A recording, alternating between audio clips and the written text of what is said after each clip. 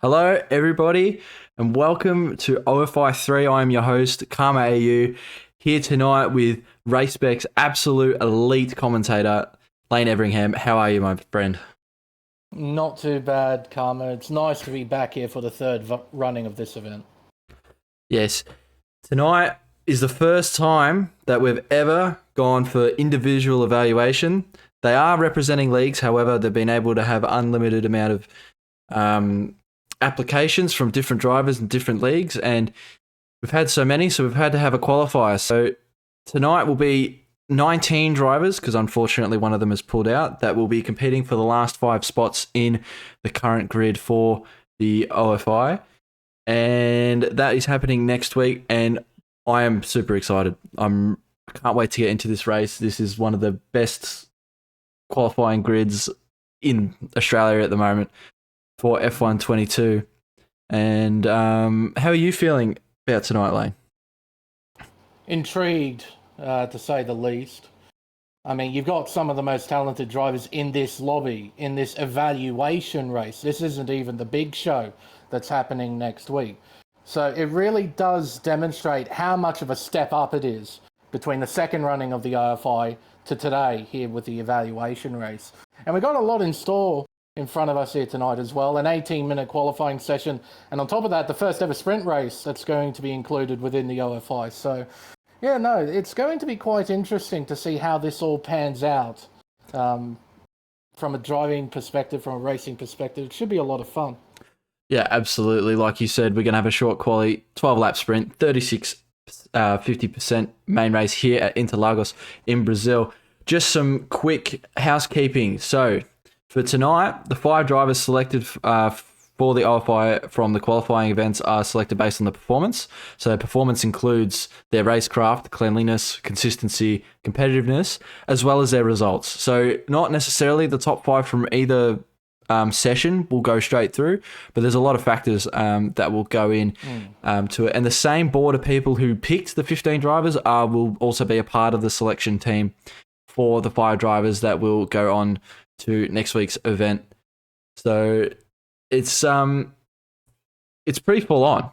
Like it's going to be testing a lot of drivers under pressure as well. They're not going to be in a comfortable zone. So it's going to be quite interesting to see, Lane.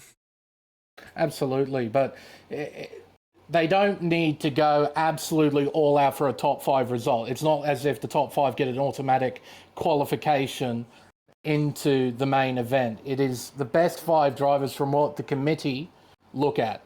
So if they have a poor qualifying and they absolutely smash it in the sprint and in the main race, but not quite finish in the top 5, then they still have the opportunity, if they convince the board, to let them into the Invitational itself. So, it's the results that we're going to see aren't completely going to determine who we're going to see in the big event. Yep, absolutely. And speaking of results, we'll quickly jump through over to our race results from the last OFI 2, where we had the unfortunate disconnect of Ryan Bell as he was fighting Jack Humphries for the lead. So as you can see, we've got Jack Humphries, FER Tom, and Ryan Bell finishing on the podium. And there was a disqualification for suspected cheating of I'm a noob, but we won't dwell on that, so we'll move on. But as you can see, a lot of these drivers here in this qualification that you can see will be appearing in the no assist race happening next week. But Lane, yeah, it's quite nice to see a lot of these old names back. Names like Jack Humphries, like Tom, like Ryan Bell, GeForce Ford, like top 4 from the last event reappearing in the main event next week. And a fair few new faces as well. In both, actually, there's a couple of new faces that have been pre-selected for the invitation, and plenty of new faces here as well, not just for the OFI, but also for me in general. Quite a few new names that I haven't seen race before, so there's going to be a lot of unpredictability, I think. I have no idea who's going to be where. I've got some idea with a couple of these guys, but not with everybody.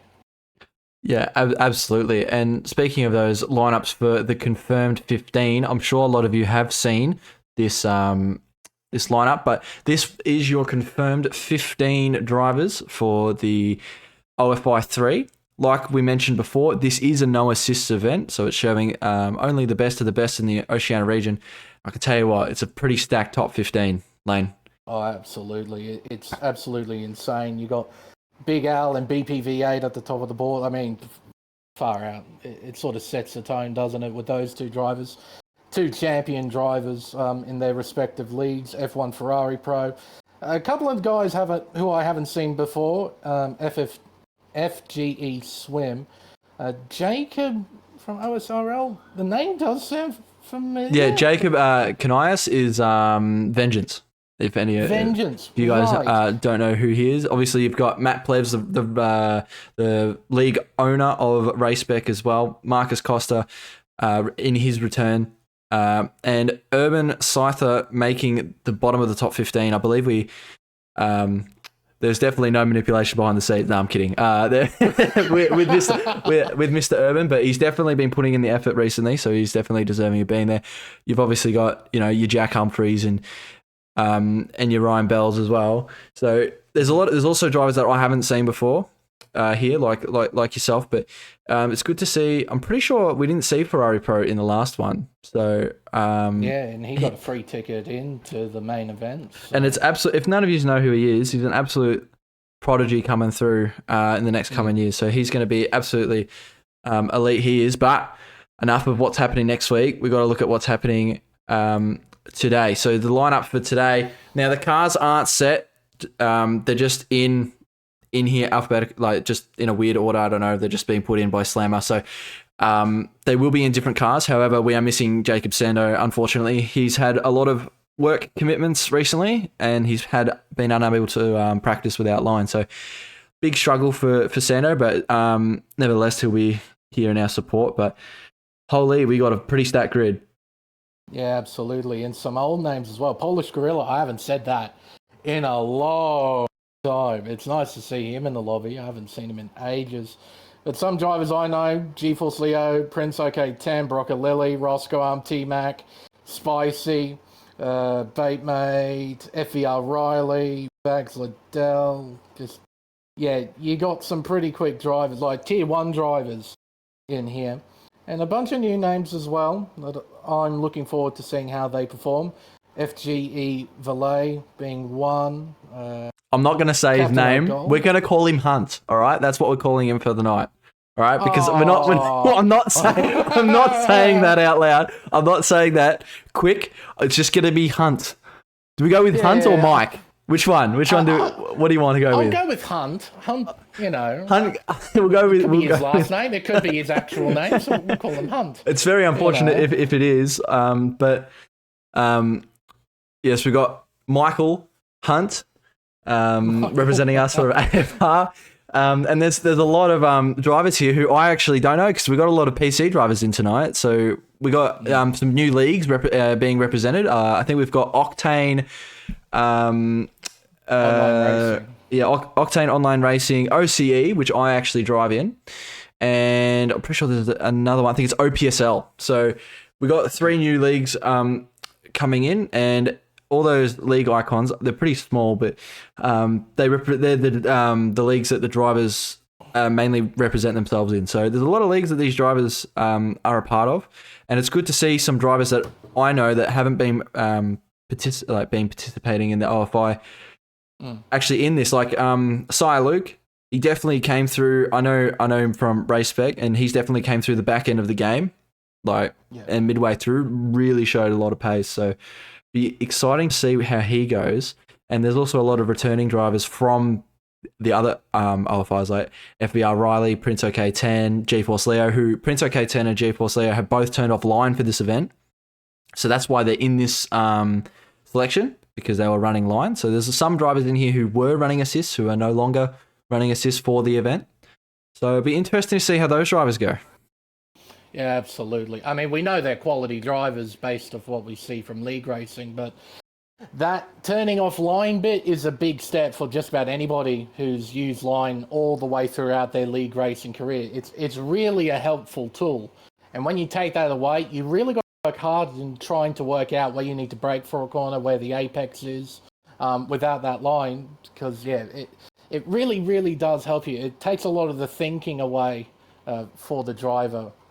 But no, I'm sure they'll do well. They've got a bunch of talent and they'll use all of it.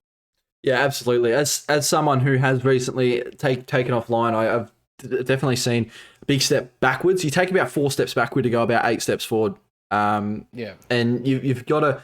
It's probably the most difficult assist to get rid of, because it definitely impacts, like you said, when you're fighting people, where to brake if you want to attack or defend. So it'll be quite interesting to see the cleanliness and the racecraft of the drivers here at Brazil as we're getting the lobby going. Smack bang, it started on 7:30, but we're just ticking over to 7:31 now. But as soon as we get in, I will switch over to the gameplay, but I am excited. Yeah, no, qualifying is bound to be quite interesting. And we've got to remember as well, folks, because this is a sprint format, someone's just left the session. Mr. Jordan's just left the session, so hopefully he'll be able to rejoin as soon as possible. But what I was about to mention is that with this being a qualifying session during a sprint weekend, there's nowhere near as much rubber down on the racetrack. So lap times aren't going to be as quick compared to a regular qualifying session during a regular weekend. So yeah, absolutely. I don't know what we're doing about the lever. If you just want to double check Discord to see if we are, what's going to happen there. But I will jump over to the I'll have a look to the race. So here we are. I'm going to do just set up the spectator menu.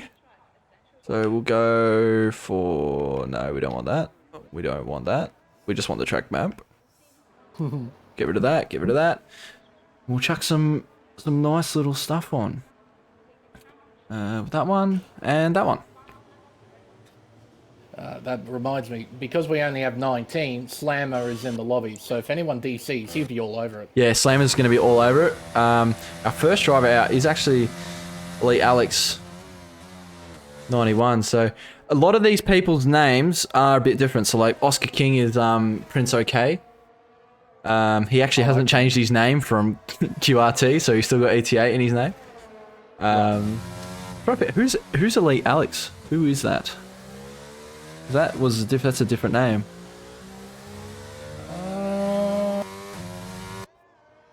Don't know. Trying to figure, because Baitmate's Bait, Siluk, is Captain O'Golden here? There he is. But we got our first driver on a lap. Did you want to take it away, Lane? Very well. Let's give the folks at home a guided tour of this 4.31 kilometre, 15-turn racetrack that is Interlagos. Down the main straightaway, turn 1. Entry speed of just under 330 kilometres an hour. We bring it down to third gear. Short shift up to fourth as we make our way out of the Centre S and around Curva de Sol, turn 3, onto the Retoroposta, the back straightaway here at Interlagos. DRS wide open as we head towards Descida do Lago, turns 4 and 5 on the racetrack. Short shifting up to 5th gear at the exit of turn 4, 6th gear through turn 5, climbing up the hill into the double right-handers of turn 7 and turn 8. You have to be very, very careful at turn 8. The car gets very loose through there. Into the hairpin now and down the hill through turn 9. We'll now climb up the hill out of the long left-hander, round the kink of turn 10 and into the hairpin of turn 11. Second gear, short shifting up to 4th. We then go down the hill through the notorious turn 12 and then into Junsao, turn 13. Arguably the most important corner on the circuit, as that corner will dictate how quickly you can go through this flat-out final sector.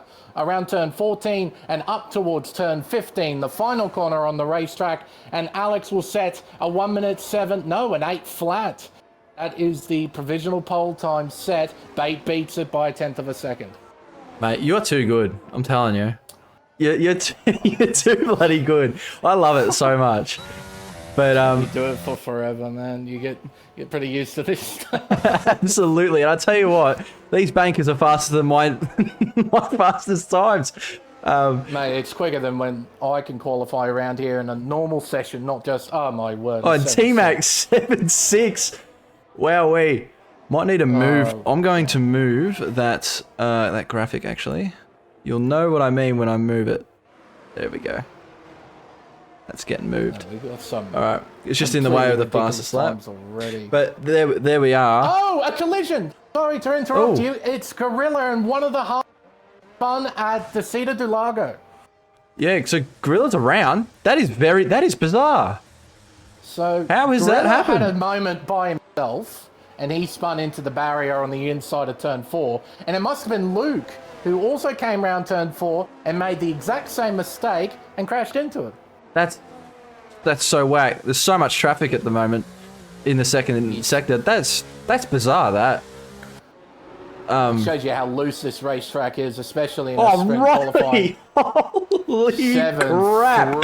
7-3 banker lap from FVR Riley, showing the pace and the benchmark for this session. Man, that's quick. Like, I did a little session before this because I knew what the format was going to be, so I decided to do a bit of running. I made a pole prediction of about a 7-1. And we're almost there. Already at a 7-3. And we're almost there. Like the 7-1. I've seen some people in the chat saying point ones, and mate, we're already there. We'll see what Prince OK can do. Crosses the line, only good enough for 4th. 7-8, and I say that very lightly, only good enough, because 7-8 is quick in itself. Yeah, absolutely, man. But when you're half a second off provisional pole, that's a big mountain to climb. Yeah, big absolutely. Mountain for everybody. That is a mega lap from Riley. That is unreal. He's 3/10 ahead of P2 already. Somebody check his files. As Aris 53 has unfortunately left the session. I'm sure Slammer will be all over that with these connectivity issues. Hopefully they're fixed in the new game, touch wood. But who's that around? One of the that's Jordan. Around. So Jordan's around in Sector 2. Quickly jump back on board with Polish. I've been sitting on him with his laps. He hasn't set a time yet. I'm very intrigued to see where he sits in this order. He's gone wide, but bit of a moment there. He saved it though. There was no track limits on that. Surprisingly, yeah. But I think he's turned off the battery. He's going back into the pit. Yeah, he is. And I think Racebeck's spicy salami's on a lap. Little spicy man. Yep, making his way through the middle sector up towards turn 11 here. Bring it down to 3rd gear. A short shift maybe? No, using 3rd gear on the exit. Down the hill through turn 12. Very, very tricky turn 12. You have to be fully committed all the way around the corner. But if you overcommit with the steering, the back end can step out on you very, very quickly. You can end up in the grass, which could potentially teleport you back to the racing line if you go deep enough into it. So best to avoid that, boys, out there on track. Yep. As Spicy goes 9th quickest with an 8-1.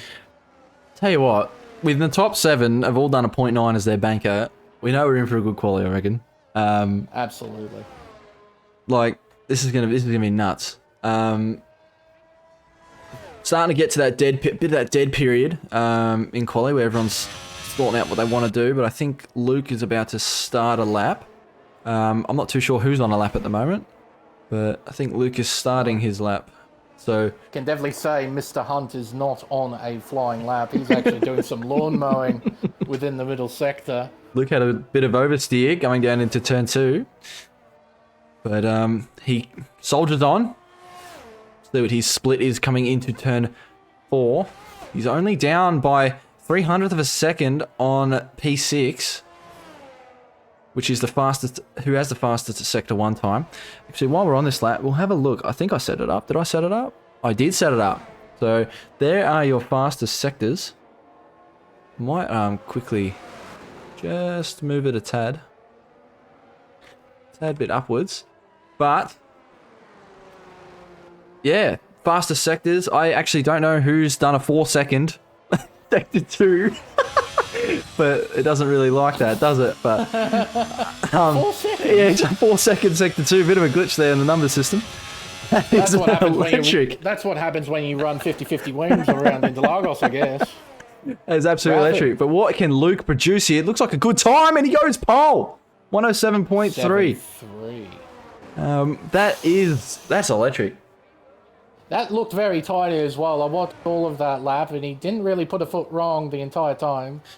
So, yeah, no, a nice perfect lap from Luke, and he's taken pole away from Riley.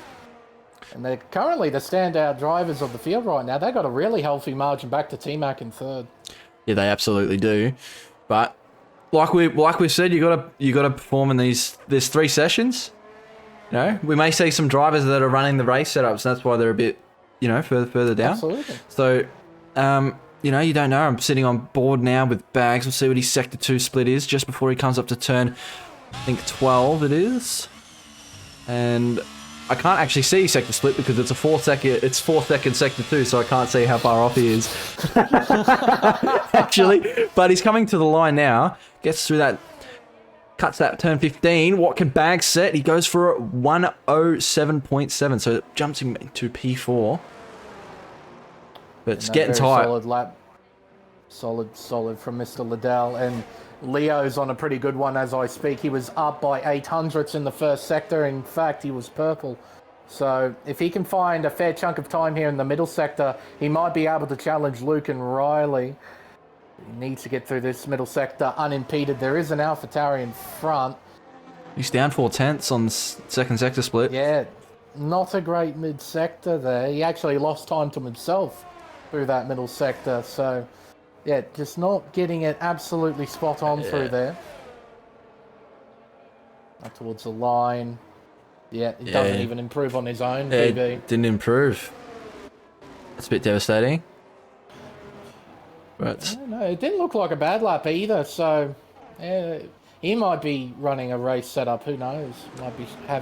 Might have a little less downforce on his car, perhaps compared to Riley and Luke. Only a guess. yeah, absolutely. We've got 7.5 minutes left in this qualifying session. We'll probably start seeing drivers come into the pits to prepare for their last run. But Seb, who hasn't set a lap time at the moment, he's currently on his lap. He's 500th off fastest sector 1 split. So Luke actually has the fastest sector 2 split of that 50.7. I finally got a name. The game finally has registered the name for the second split, but it's all in this. It's really this track. It's all in the second sector, really. Is where you gain your time. Mr. Riley's found over a 10.5 in that middle sector. He's only got 2 corners left, 14 and 15. He's looking at a mid 1 here as he crosses the line. And he does. That's what it is. Wowee. That is a spicy lap time. Indeed. I must say.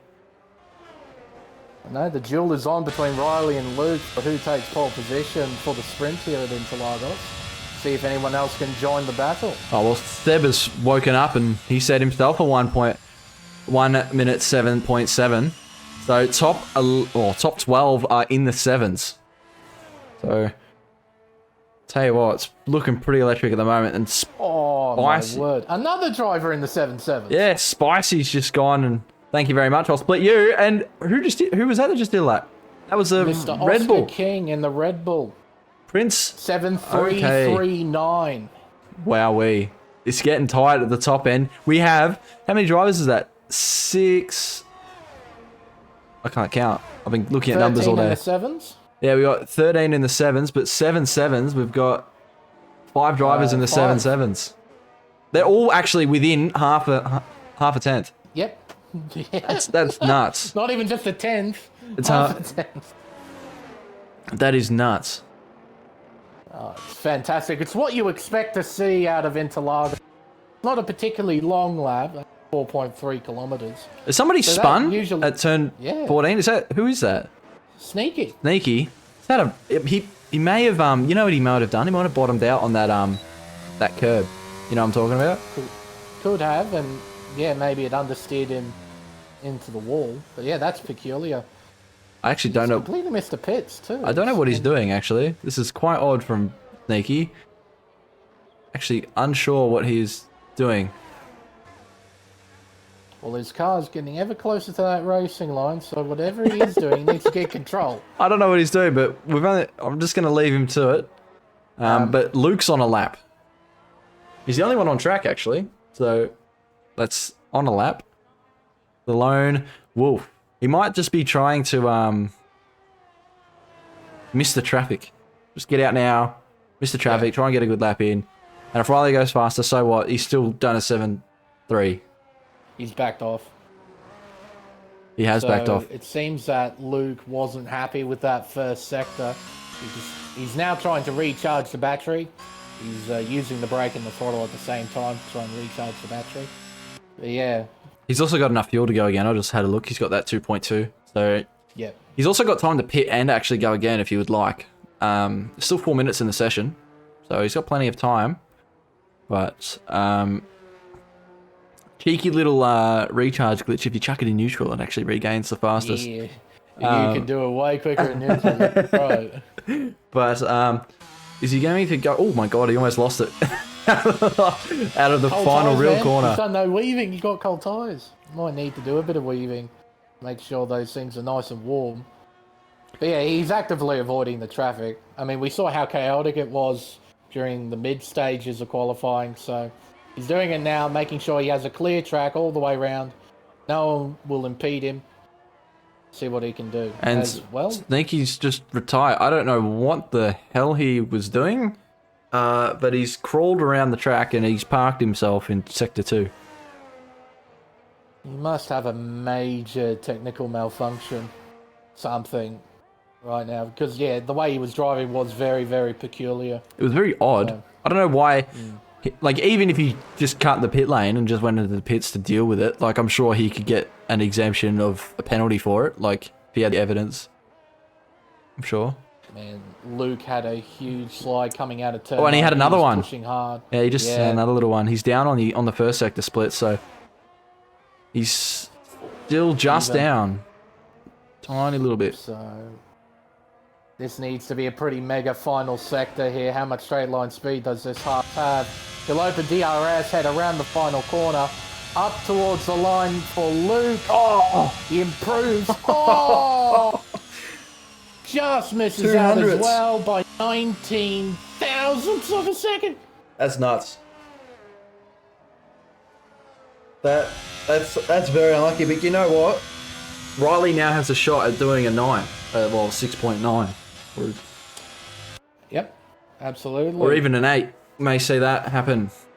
But we're starting to see some of the drivers come out of the pits, some of them starting their laps. I think Mr. Michael is on his lap now coming through Sector 1. So we'll see if Michael can improve from a 108.3. But like we were saying before, look at the traffic that people are going to have to navigate on their lap. Yeah.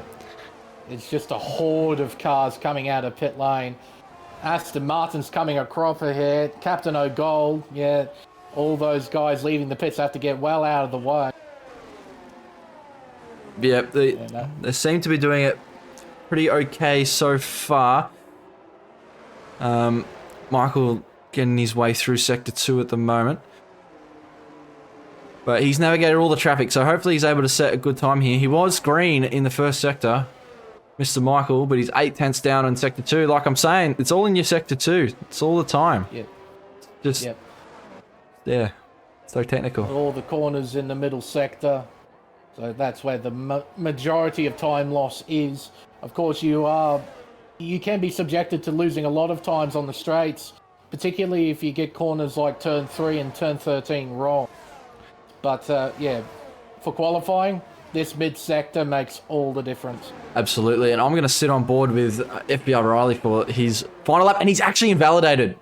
Wowee. Busted it. He's invalidated. He's got no time to get around, so this leaves the window open for T-Mac and co, who are sitting on the 0.5, 0.6, 0.7s, to maybe threaten a pole here.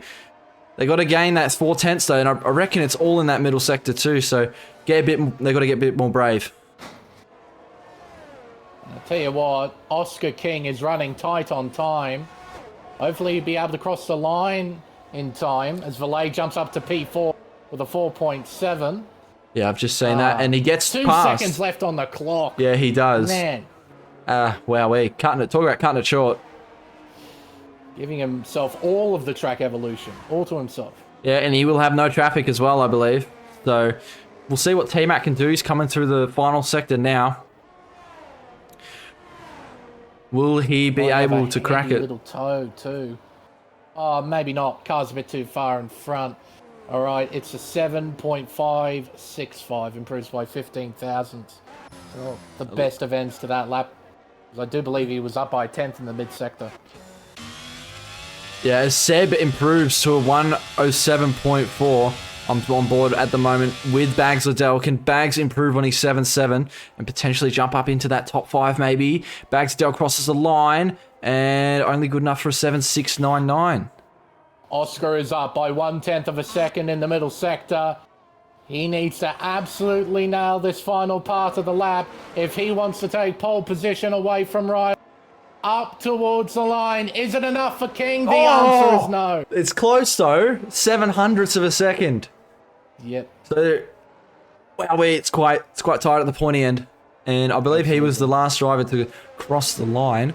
And you know what? That top 3, they're pretty clear in the top 3, but I wonder what Riley could have produced there, as that was his middle run time. So, unfortunate invalidation for him, but he's still on pole. So, congratulations to FBR Riley for setting pole position.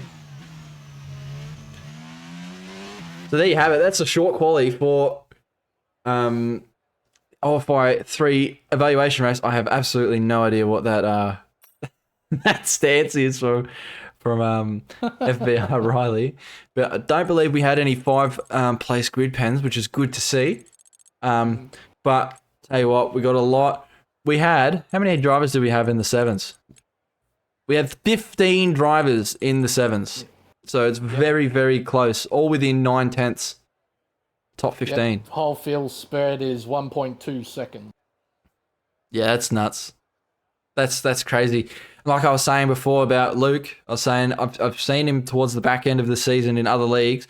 His performance tonight so far is proving quite nice. It's quite good, actually. We'll see what they can produce in this sprint race, and because it's the sprint race format, wherever you finish in the sprint is where you'll start in the race. So the main events. You know, these people, they've also got to, you know, take into account that they can't send it all in this session. You've got to think ahead. I think that's what absolutely a lot of the selectors are going to be looking at. They're going to be looking at consistency and racecraft and patience. So, wonder what kind of setups these guys are running. Oh, well, I imagine those towards the pointy end of the field were probably running higher wing setups compared to a drive.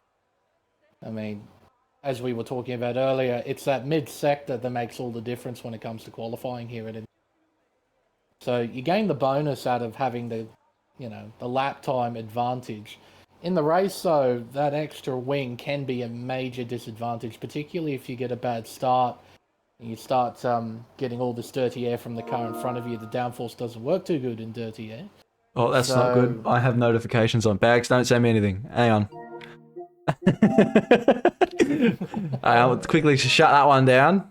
Shut that one down quick before. How do I was I commentated a race last week, and Bags Liddell said he talked to me about it, what he did. Cheeky bugger. Yeah, cheeky. But let's have a look at the tyres. So we'll have a look at the and it's all mediums, as you would expect, as it is a no stop. So you would expect all mediums. Softs are pretty crap around here. Well, look, in accordance to the game, again, this is the research I did earlier today, the game says they can do about 10 laps.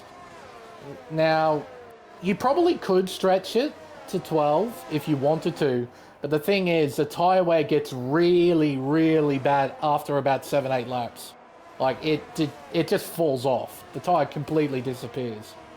So, you'll have about a solid 6-7 laps of pretty good pace compared to the medium tyre, and then it falls off a cliff. So, yeah, it's not a surprise to me that everyone has picked the medium compound tyre for the start of this race. Yeah, same here. It's not a surprise. The medium tyre is probably the best race tyre in the game, to be fair. The hard tyre, is pretty rubbish. But, you know, you have to run it, especially around here, high tyre wear, high deg. So, tell you what, going to be an exciting start, and it's going to be really interesting to see how well the people who I know personally that are quite quick, who are starting towards the back of the field, how they go navigating the field for this sprint race, as, like I said, it determines your starting position, Yeah. as Will Buxton would say. But let's get this Qualifying on pole show. means you start at the front of the field, right? Yeah, that one. Absolutely. Good old Will. But you know what? I've actually finally got like a half decent camera angle for the start of a race, as the drivers at the back settle themselves in. I don't actually think I can see the lights, but I'm pretty sure I can hear them. So I'm just waiting for the grid to settle. Here we go. We got 1, 2, 3, 4, 5. What is that? Light timing, but here we go. It is lights out and away we go. FBR Riley gets very bad start actually. So Luke flies away through the Ferrari just behind. There's 3 wide into turn 1, just choking up. Oh, there's a bit of contact behind, and it allows Sir Luke and FBR Riley to get away. I believe that's the Ferrari of T-Mac who got through Valet and Prince OK on the start, as we get this really nice camera angle of Prince and Valet going into turn 4. Oh, we have an accident at the back of the field. We got Alex and Sneaky coming together at the seat of Delago. Alex losing the most positions out of anybody, down 4 from the start, now down in 18. Right, that is a shocker start, but you know what? Anything can happen. So we got 12 laps to go in this race. It's only a short one, but you can make up a lot of ground, as T-Mac is already up that to those 2 positions. But he's already lost a second to the leaders. Yeah, Luke and Riley demonstrating their pace from qualifying, I suppose, just bolting away.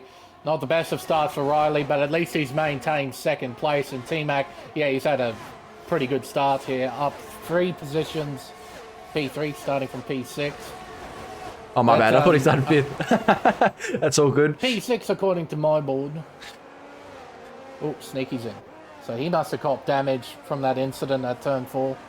Yeah, absolutely. Oof. But we're starting to see the snake. Big old long snake. Everyone's within a second, all the way down to Alex in P17. So some good consistency on the signs on the first lap.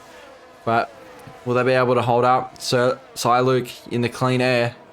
Is he able to pull away from Riley through this middle section? At the moment, he's doing a pretty solid job. 6.5 tenths is more than comfortable. Of course, we know how powerful DRS can be. And if Riley gets to within maybe 4.5 tenths behind Luke, he'll be able to slingshot down the main straightaway and potentially take the lead.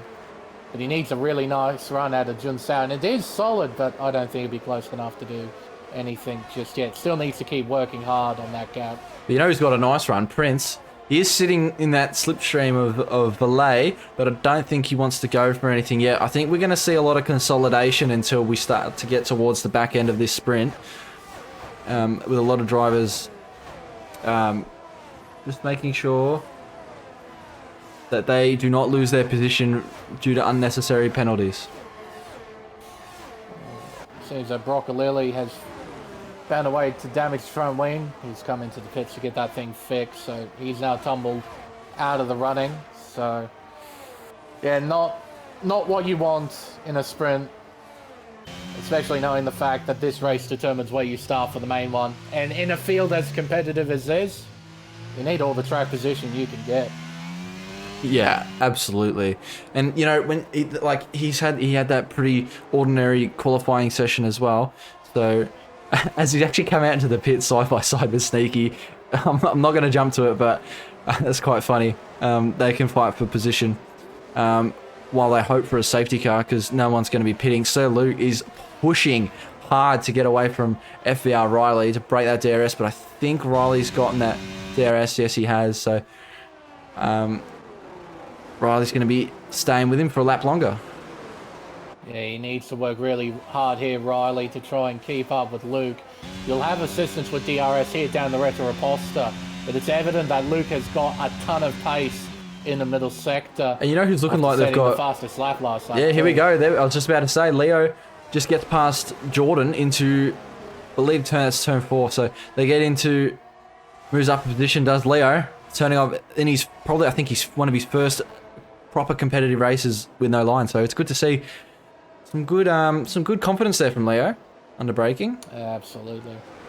We've got some work to do to try and catch up to the top 7. It's steadily becoming just a 5-car train. T-Mac almost a second behind, and Riley almost a second behind too, but he's just keeping up. Oh, will he get DRS? I don't think he will. I don't think he did. Yes, he will. He just got it. Wait, really? Oh, No, he didn't. it wasn't by Well, much. T-Mac didn't. I was talking about T-Mac. T-Mac didn't get DRS. T-Mac didn't, no. Yeah, no, T-Mac didn't get DRS. And look how much time that just drops. Yep. It just drops off because of it. It drops 0.3. Yep, straight off the Unreal. bat. And it just allows these top 2 to start pulling away. Yep. Start to have a race of their own. Speaking of races on their own, I think that Polish is is a bit under siege from Bait, just in the back there. I'll quickly just jump on board. Spicy was looking a bit racy, and we have a DNF. Oh my word! That's huge. Safety car has been deployed. That was a on lap massive 12. That was a massive accident in the back there.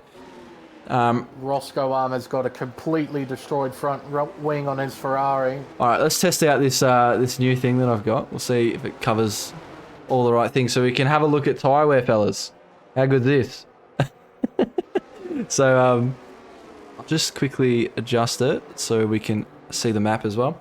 But we'll see if anyone's copped damage from that. So Roscoe, as you can see, he's got that red front wing because he's clearly got no front wing. Don't need any data to see that. But Alex has a yellow front wing from it as well. And Alex got a drive-through for speeding under safety car.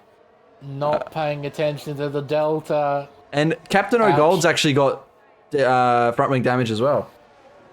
On the front left. He's staying out. Yeah, he is staying out. But mediums are wearing pretty much as I would expect, but almost 20% halfway through. Yeah. But yeah, we'll just quickly go through and check nobody else has damage. So yeah, we're all good on the damage side. And you guys can see what we're seeing. So this hurts the top 2. Considering that Riley was no longer under threat from T-Mac, Yeah. but you know, T-Mac got a really good start earlier. What's to say you can't get a good start now? Absolutely. All the drivers need to make sure they have temperature still in their tyres, ready for the restart, because we're not going to have many laps left in this race. We essentially cut a sprint in half. Yeah, we have. And what's happened is 14th down have all pitted for softs. Yeah, so they're going to be fairly quick on those tyres, minus maybe Sneaky. But Sneaky could try and pit for new rubber if he wanted to. He could. Those 4-lap-old softs aren't going to do him too good, are they? Considering that in 5 laps you're putting on 20% on the med, you can only imagine. And I think he'd only lose one position too. Broccolilli is a fair way behind. He is actually. Both Sneaky and Roscoe. We'll have a little peek. Yeah, he's on 20% on those soft. So, could maybe be worth him having a pit. But, like you said, you did say earlier that the soft tyre is only good for about 6 laps, I'm pretty sure you said.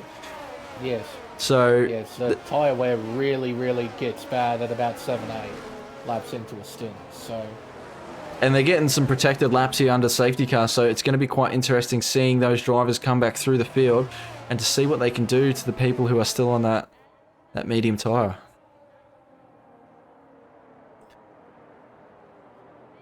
But No, that was a big shove with Aris as well. I only caught a little bit of it, but I think what happened is that Aris somehow lost control and ended up in the barrier at the inside of turn 5. And I think from that, his car sort of got pushed back out onto the racing line a little bit. I think that's how Roscoe got involved. I only saw it for a split second, so I'm not 100% certain. But yeah, no, a race-changing incident in a sprint, no less. yeah, absolutely. It's pretty bit bizarre, but you know, you can only control what you control, so we can move on. And just chucked up the Well, Elite Alex is actually going to have to pit anyway, so he's technically last because of the drive-through. But having a look at a bit of the positions gained and positions lost, I'll tell you what, hasn't actually been that much movement. Your big winner on the medium is T-Mac and Polish, but other than that, we haven't seen some really devastating losses or miraculous gains, really. So Yeah, no, it's been fairly close to neutral over the course of this sprint. So, unless we see another incident, which is entirely possible, because we know what safety cars breed. yeah, safety cars breed safety cars. Yeah, so, you know, something bad might happen again. But all of these guys will be aiming to finish this. Aim to finish as far up as possible and give themselves the best chance of a decent result in the main race. Yep, It'll absolutely. be funny to see how opportunistic some of these drivers get. So, Especially the ones on the soft. absolutely. That's definitely going to be the one to watch. Just before we go live again, I'll quickly just show the audience who's on what tyre, because it takes up so much of the screen. I wish it could just be like next to their driver names on the left. Could tell us what tyre it is before we get underway again, because I believe the safety car will come in this lap. But as you can see, from 14 down, they're on the soft, so it will be... Yep, there it is. Race control confirmed safety car is in this lap, so Luke will take control of the field. Now, if I'm Luke, I'm probably looking to go late. Probably really late. I don't want... I wouldn't want the guys behind me getting a run into turn 1, especially with how good T-Mac's start was earlier on. So he's going to be absolutely switched on. And he's gone. And I think that's caught... Not he yet. hasn't gone, but he stopped weaving. Now That he's looked gone. like he went. And that's caught Riley absolutely napping. We have broken... Collision at the back! Huge collision Massive collision. What the... Oh my word! That was huge. Okay, we're going to have to see footage of that. That was massive. What? What on earth happened there? But further up, we got Riley putting it... He's put Luke under pressure. He's coming down his outside of turn 4, backs out at the last second. Looking for a little switchback. He's in the gearbox. He wants to pounce, wants to get around him before DRS. And he's going to have to consolidate for the second sector. But super tight. All within 2 to 3 tenths of each other getting through that sector 1. But that was very poor driving. Leo and Bags are having a little squabble through turns 6 and through 7 and 8. But Leo prevails in the lead, but at the pointy end remains the same. Riley defended from T-Mac, and Riley's looking very racy as Roscoe gets past Bate in the back. No, Riley had an opportunity down at the Cedar de Lago, couldn't quite find a way through. Got very, very close. And again, Luke demonstrating how much pace he has through that mid-sector. Put a bit of a gap to Riley already. A comfy gap of half a second. Yeah, and Riley's done the same to T-Mac, so... And, well, Valet behind, so these guys, I can see just in the background there, looks like somebody's under attack, and that's Captain O'Gold was having a little bit of a sneaky sniff at Spicy Salami, who's moved himself into 9th, but they're looking really racy in the top 6. G-Force Leo's back within that second from earlier on in the race, so hopefully he's able to keep up with them for the last coming laps, because I believe DRS gets activated next lap. So maybe we see some desperation overtakes. But I'll tell you what, it's been pretty cool, calm and collected from the top end of the field. Yeah, no one's really close enough to try and find a way through just yet. The gaps are a bit too big right now. I feel like it's going to be the same once DRS is enabled. Is now. Yeah, I just feel like the gaps are a bit too big. And everyone will have DRS. So the advantage is neutralised. The only person who doesn't have it at the front is Luke. And he's got a huge gap to Riley now at 7 tenths. That's more than comfortable. So long, of course, as if Luke doesn't make a mistake. And I think Spicy didn't get DRS. So he's going to be under threat from the drivers behind in these last 2 laps. If he doesn't put the foot down through the second sector here, as Prince was just looking for a very, very ballsy move on Valet into turn 6 there. That was very ballsy, but he's made the right decision. He's backed out. He's trying to size him up. Maybe gets him. Maybe you could get him going down the straight with DRS assistance, but like you said, it's negated by Belay having it from to the car in front, and T-Mac is under threat for, of not getting DRS. But I think he will get it, and he does. Oh, he has a spin. Yellow. Seb has spun. That was Seb. Oh no, it wasn't Seb. Sorry, it was Bags. It was the other Alpha. Bags Liddell. So Bags Liddell's had an unfortunate spin, but we're starting to see some overtakes. Broccolilli. Luke has been overtaken by Riley into turn 1. Oh, he has too. I did not see that, but there's overtaking happened. All of a sudden, there was no overtaking. Now we have overtaking. Luke, he's got the run going down into turn 4. Alex, oh, that was a bit late there from Riley. Placed his car pretty nicely though. Luke's now got to decide whether or not he wants to have a go at him through the second sector or sit behind. We know that Cy Luke's got good pace through the second sector. Can he make a move into, well, any of these corners really? Or will he stand out for DRS? Coming up towards the right-hand hairpin here. You can try and bomb it down the inside. Luke doesn't elect to do. Oh, but he got real. And as a result, he's lost time. Yeah, he's lost a heap of time. He has too. And Riley actually missed the apex completely, and he got a really bad run out of turn 12. But I think that's it. FBR Riley is your sprint race winner here in OFI 3, with Cy Luke getting the P2 and T-Mac in P3, who drove a brilliant race. But Valet and Oscar King, 0.02 of a second for P4. Believe it or not, that's not the narrowest gap. Check out Captain O'Gold and Broccolilli, 0.08 of a second. 0.08 of a second for P10. Have a go at that. 8 positions, sneaky, up 9 after qualifying. So, absolutely, but was Broccolilli one of the drivers who chucked that soft on? I believe he was. Yep. So he was at the very back. Yeah, he was. Restart. He absolutely was. Made up a lot of time on that soft tyre. Within those, 5 laps that they had running? So, yep. He's done an absolute valiant effort.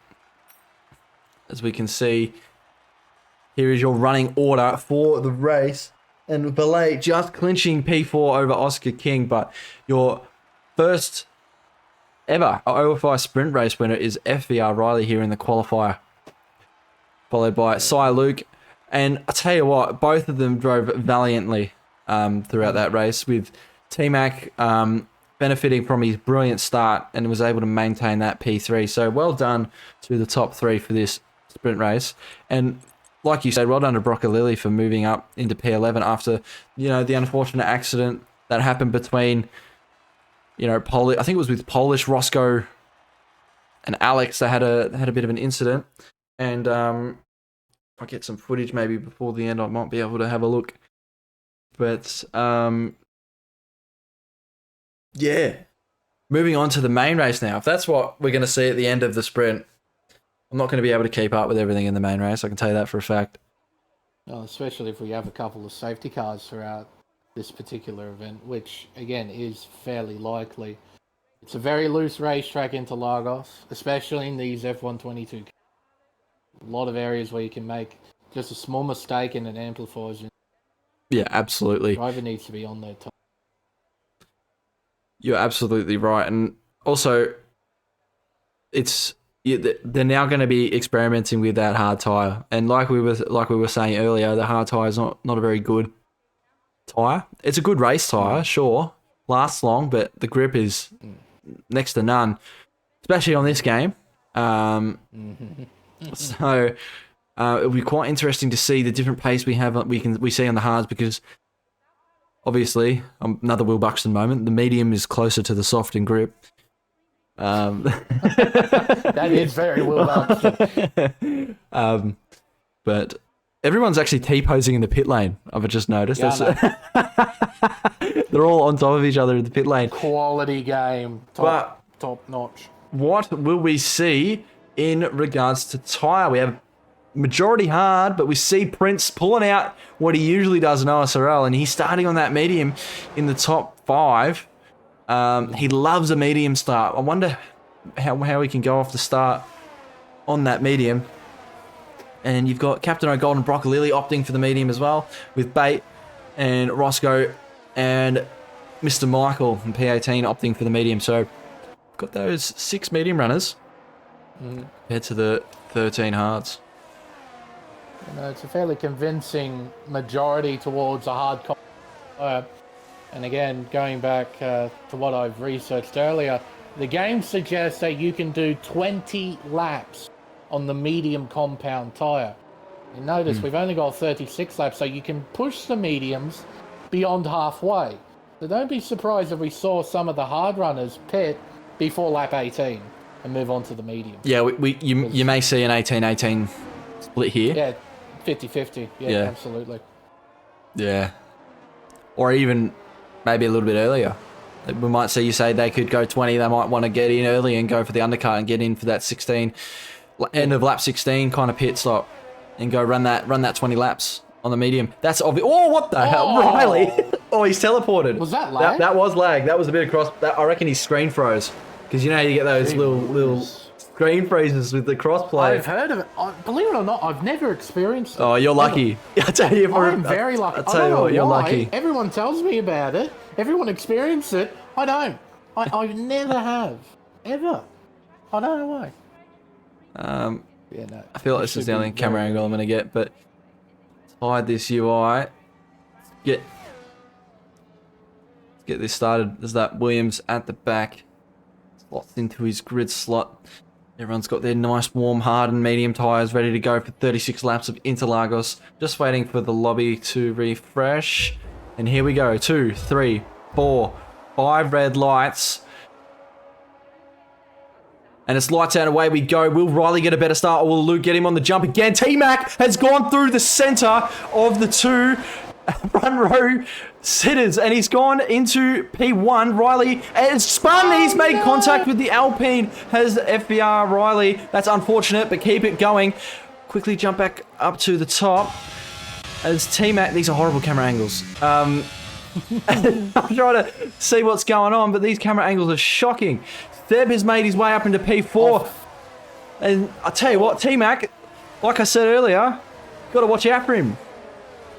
No, terrific start once again. Absolutely bolted off the line from the second row. And as you said, split through the middle of both Luke and Riley. And then it was 3 wide action. I think Valet, Riley, and Seb, I think, were the cars that were 3 wide, I think.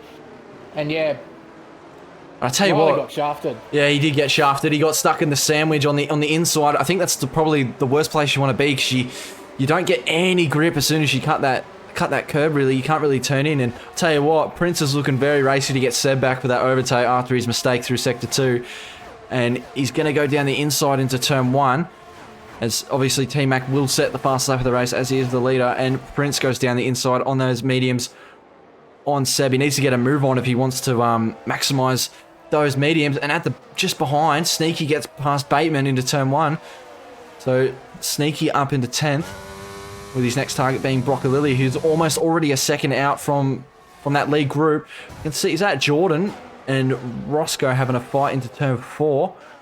And Roscoe puts on a nice, valiant defensive effort there and keeps his position for the second sector. After that opening lap stuff, it's been pretty tame through those in the midfield, battling well. Limited contact. The person who's made the most out of anybody is Bait, up 3 positions. A couple of other drivers have made up 1 or 2. Biggest loser, obviously, VFR Riley. Yeah, very unfortunate. 17. But yeah, I cannot believe T-Mac actually absolutely nailed that start again. That was unbelievable. He needs to teach me under the table how to do that kind of stuff. But we're moving on to the next game, as we've had it. Riley has actually spun at the back, so it's gone from bad to worse for FVR Riley. He's in the hope of a safety car, but stay in it, lad. You know you're quick, and you know you could do what Broccolilli did and show your pace on a different compounded tyre and come back through the grid. So keep it running. As we see, DRS has been enabled, and Cy Luke is all up in the gearbox of T-Mac. I think it's fair enough to mention as well, probably the worst thing he can do for his evaluation is rage quit. out of the race. Yeah, absolutely. So he just needs to keep going. We know how quick he is. Yes, he's last, but there's a real shot he'll get invited into the main event.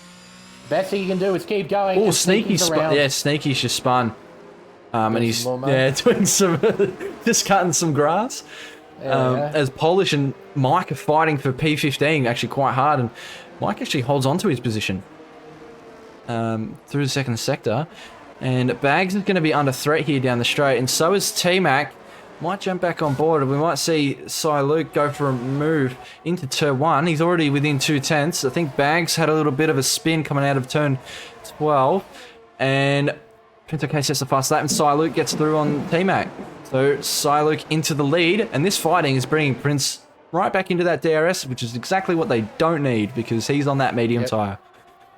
Yeah, Oscar made the move on Valet down the main straight, so he's into third. Now needs to make full use of his medium compound tyres and catch up to the top 2.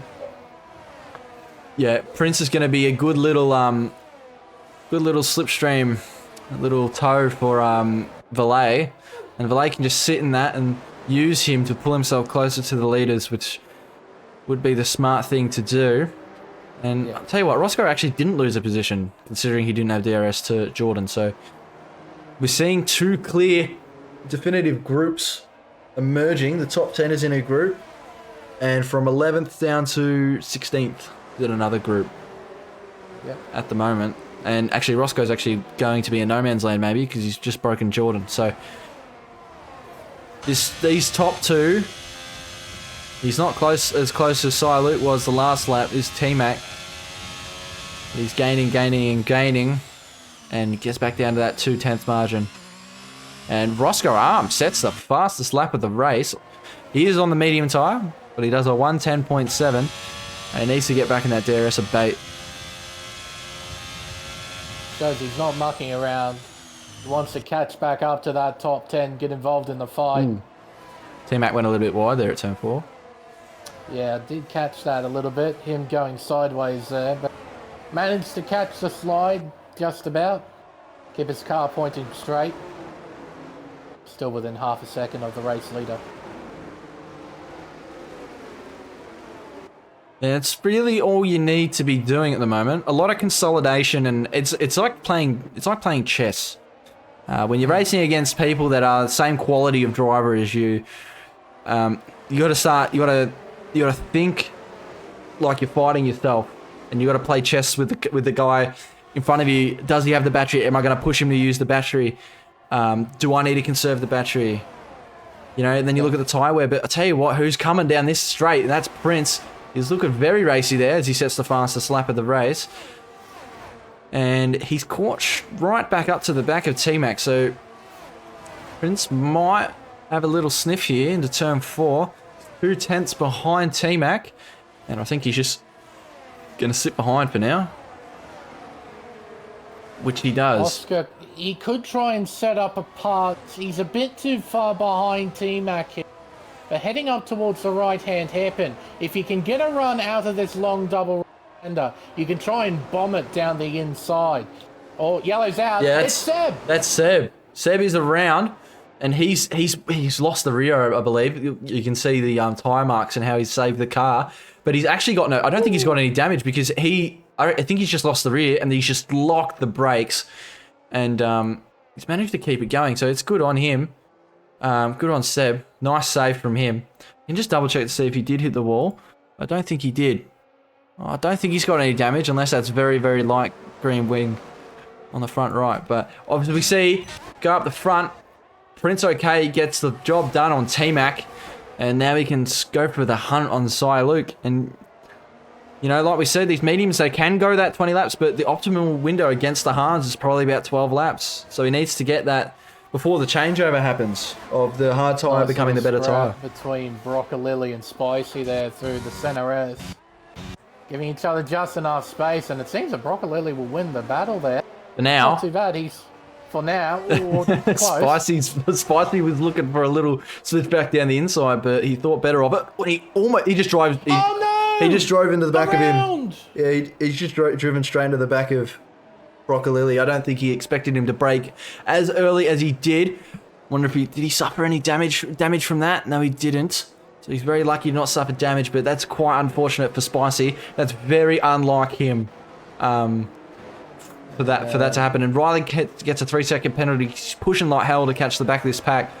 But yeah, he's just got to keep going. Is FBR Riley? But tell you what. Oh no! Broccolilli out of the race. And he lost control. Yeah, and he spun into safety car.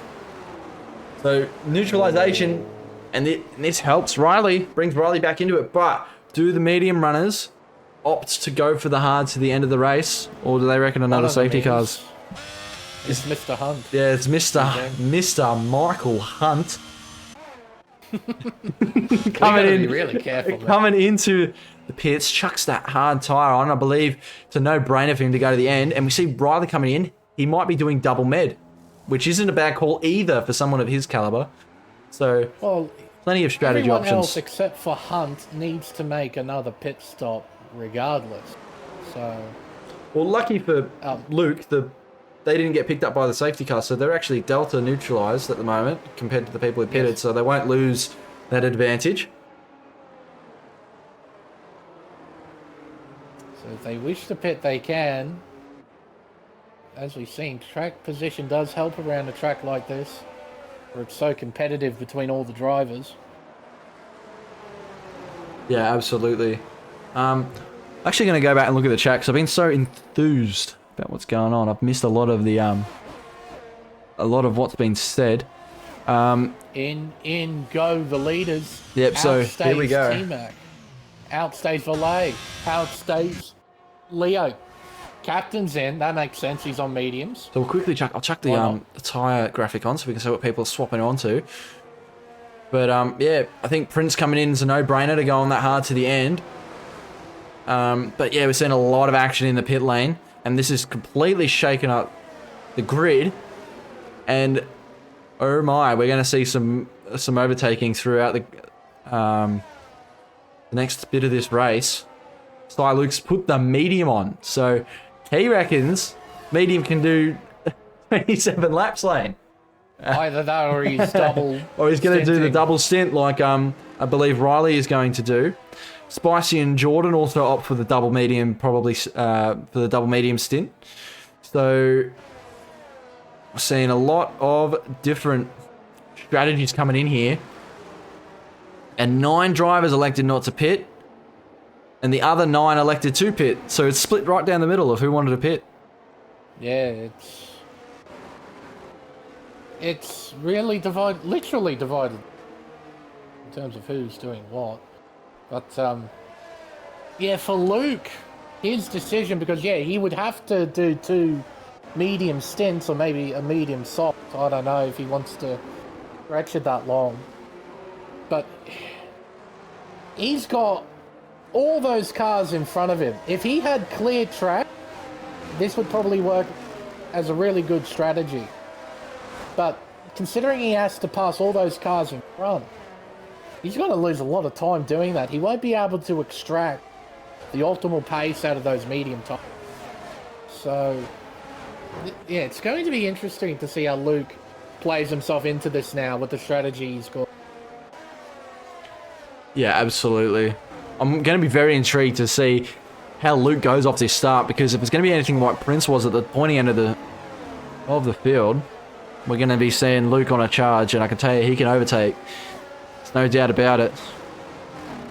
But the likes of Prince, Captain O'Gold, Bait, Roscarm, and Mr. Michael Hunt, all pitting for the hard tyre. I'm just going to say it like that. I like saying it like that. But all pitting for that hard tyre. They're going to be going to the end. They don't need to push like Luke's going to. They don't need to push like the 3 medium runners behind them. We may see some strategic getting out of the bloody way and letting them pull me through kind of stuff. So we've had the one safety car, and it came out actually around the same time as it did in the sprint. So we may see another one in this race. It's quite unfortunate for Broccolilli, who had a very, very nice finish in the sprint race, to go out this early in the main race, but safety car is in this lap. I'm going to keep my eyes towards the tail of the field because that's where all the action happened last. Yeah, in the middle of the field, I'm sitting on board with Luke, but I might jump on board with T-Mac. You can yell out if you see any shenanigans. I just want to see when T-Mac goes. I will yell out if some. And he's gone. So T-Mac has gone, and I don't think it's like before where we're having any carnage, but Seb is looking on the back of Bags Adele into turn 1, and we set, what the hell? We're like 2 by 2 and going through turn 1 there with Polish, Sneaky, RS, and Luke, and there's contact. Oh, an incident through cover to and Luke's lost his front end plate on his left-hand side. So Luke's got damage. That is very, very unfortunate for him. And wowee. And there's like 5 wide through turn 4. I presume that was induced by contact, but it's all happening in the back of the field. They're all squabbling for position, but Luke has damage. That's a big story. That's a huge shame. He had really nowhere to go. Had a McLaren and a Williams directly in front of him. The two in front touched each other entering turn 3, which unsettled the pair of them, so they both checked up. And there was no way Luke could react to it quick enough. There was absolutely no way. Mike, he just tagged the rear. Mr. Mike has, I think he's just clipped Riley through the tight right-hand hairpin, and he's spun around, unfortunately. That looked really bizarre, actually. Looked like a bit of desync, because it didn't look like he was actually that close to him, but I think Riley's going to get the job done here on Aris. Bit of a no-brainer move there from FBR Riley. He's got to get the foot down. He's got that 3-second pen, so he wants to get as far ahead as he can, as well as using all of the lifespan of this medium tyre. But Luke has decided he's decided to stay out. I think he has to, honestly. He's got the pace, but he needs to not drop out of this DRS. It's what's going to save him. And obviously, all the cars in front of him are on that hard tyre. So if he keeps it going, and he can show his pace with a damaged front wing, you can only imagine what he's like at full potential. Yeah, absolutely. Huge shame, but yeah, maybe staying out is pretty much the only call he's got right now. Because if he pits, he basically takes himself out of the running and relies heavily on a safety car to try and save his race. Yeah, he's got to weigh up. Is it worth 20 seconds for me pitting, or do I just stay out another 10 laps and then go again for that medium stint? Like, you're not going to lose 2 seconds a lap, so you might as well stay out.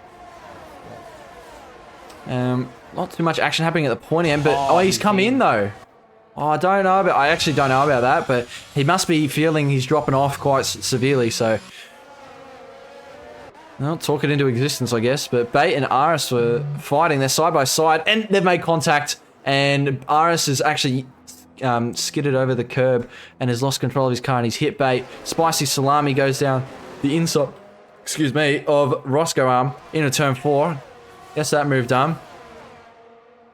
So Spicy up into P12. Making the moves is Spicy. I'll tell you what, Captain O'Gold has been sitting on the back of Sneaky through the second sector on his gearbox for the last 2 laps. He really wants to get the move done. So does Mr. King. He's looking to get a nice little run. Oh, he had a little snap. Woo. And I think that's opened the door. Down the inside. Oh, here we go again. No, Oscar outbrakes him. Yeah, wowee. I think Sneaky took that a bit safe, to be honest. He looked like he broke pretty early, actually, for the line that he had. And allows him to get through. But Captain O'Gold is thinking, you know what, I'll be having that now. Thank you very much. I've been sitting behind you for too long. And Sneaky's under threat now from Jordan. And he just tucks back in, does Jordan. But Prince OK does very nicely there. And I think did he get DRS? Yes, he did. So he did get DRS on the back of Polish. And there is no other movers there. Jordan was having a little sniff into turn 4, but he consolidated behind. And now Prince has got to catch that train as the leader back up to the back of Polish, who should catch the back of the massive collision, train. Right, Spicy, together at turn 8. Oh, dearie me. Oh no. Did Roscoe come across on Spicy or something? Because Roscoe's continued to go on, or was that... No, that was Riley and Spicy for sure. Oh, Riley and Spicy? Yeah. Riley went into the back of him, entering the hairpin. Oh, who spun? Yeah. That's a Mercedes. It's Polish, Yeah, gorilla. it's Polish. I can't get on. He's actually in absolute no man's land. I think he's lost the rear, actually, going on the fast left-hander. And he's just gone inwards. But Mr. King sets a fastest lap of 10.6. As he's on his charge now, because he's no longer got that. He's no longer got that car in the middle for the DRS. So now he's got to make up that 7/10 to catch up to Bags, who's running a very nice race in P6, but he's unfortunately got that penalty. Is that a corner cutting penalty? Yes, I believe it is. Yes, it is. 3 seconds next to it. And Luke has pitted for that soft, so he might go for, just sit on it for now and just, you know, enjoy himself in clean air and wait for that safety car if it comes out. If not, he's going to have to chuck that medium back on. Another set of meds. Yeah, he's kind of on the back foot when it comes to options right now. It's a small thing, but yeah, completely changes the complexion of his. And that's a risk you take when you pit and lose track position. You stick yourself in the midfield, little incidents happen, you get involved, it's done. So Yeah, absolutely. that's just the unfortunate thing with racing is Valet takes the lead. Oh, he does too. That's very spicy. I didn't actually see that coming, and gets a very nice move down on T-Mac for the lead. And will we see T-Mac come back at Valet here? I think Riley just gets past Sneaky there into turn 1 as well, but we're sitting on board here with Valet and T-Mac. I think T-Mac's going to consolidate himself and sit behind, because these guys need to not fight too much, because then it brings Leo back in it. So, Yeah, absolutely. and they don't want to be losing time either, because I think Prince is the leading pitted car on that hard tyre. So he's your net leader. As we have a... Oh, who's that around? Liddell. That's Bags. Bags is spun at Notorious turn, I think that's 6. And that's very unfortunate for Bags, but he keeps it going. And you know what? Riley's slowly getting his way back through. Grid, he's up into P9 now. But Oscar King is just falling away, actually, from that DRS group ahead of him. They're actually faster than him.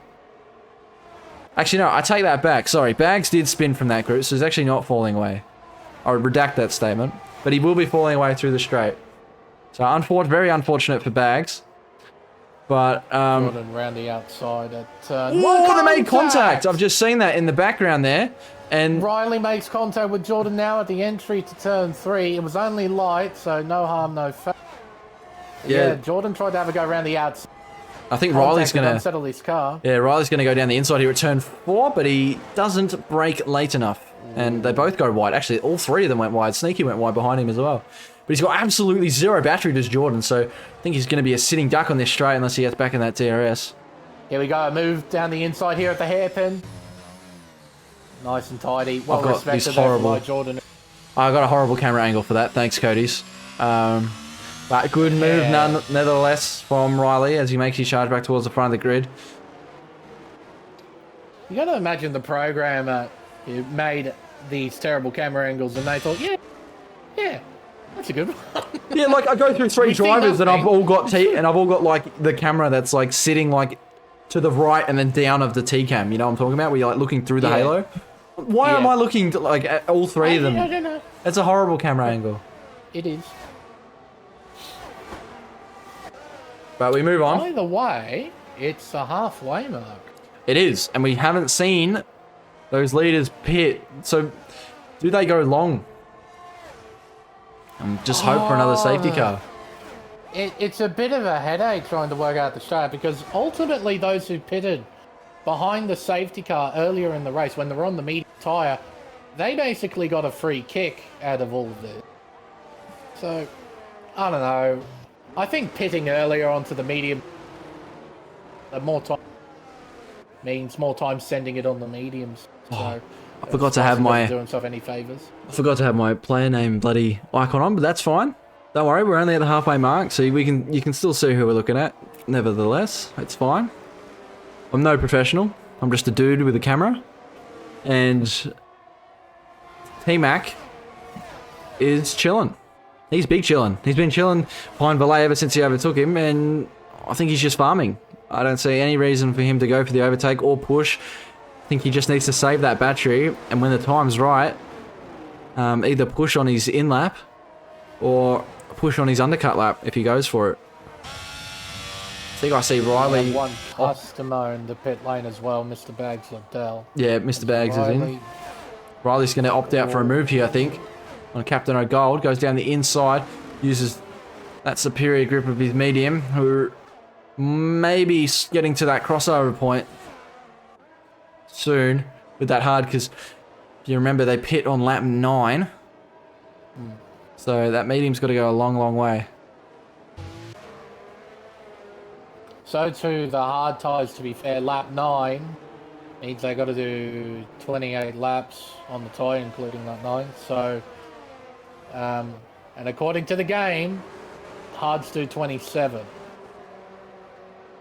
So they should be okay when it comes to tyres. They'll probably be towards puncture territory towards the end of the race if we stay green. Of course, if we have a safety car at any point, shake things up again when it comes to strategy. Yeah, absolutely. Leo got a bit cheeky there.